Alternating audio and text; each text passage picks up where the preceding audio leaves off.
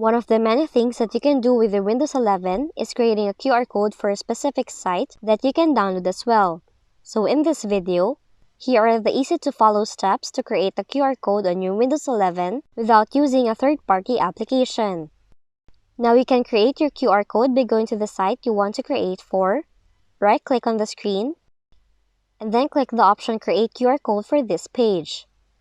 But if you don't see it on the first try, choose another area of the page, and then try again. Now once you've clicked on this option, the QR is generated automatically with the site's name at the bottom. You can also download this generated QR code by clicking this download option. So once you're done downloading it, you can now try the QR code with your built-in scanner from your phones, or you can install a QR scanner application. So that's how quick and easy you can create a QR on your Windows 11 computer. If you found this video helpful, kindly like and subscribe.